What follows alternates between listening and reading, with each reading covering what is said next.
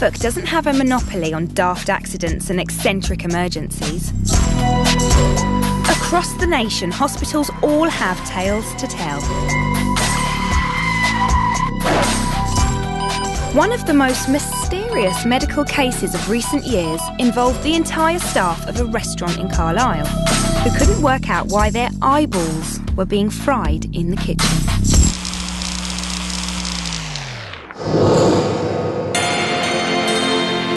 The problems began suddenly one day in May 2006. I'd come back from my holidays. It was my first split shift back in the restaurant. I went home feeling red and itchy skin and sore eyes, and it started from there really. And although Sarah didn't know it yet, her colleague Lisa Marie was suffering from the same problems. It's about 3 o'clock in the morning, and that's when it just bang hit me. The baffling symptoms rapidly became very severe. Probably the worst pain I've ever felt.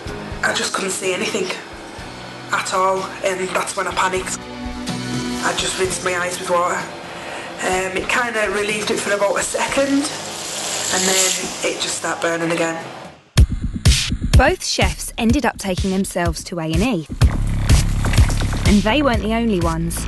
Other workers at the restaurant were complaining of flaky skin and blinding headaches. The doctors were as puzzled as the chefs. They'd never seen anything like it. The eye specialist looked us over and discovered the blisters. There must have been 20 little blisters right across the eye. It was quite an unusual case.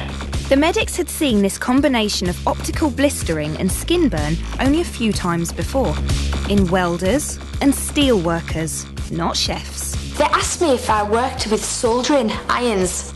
This is the same sort of problem that you see within arc eye or welding flash. They were baffled.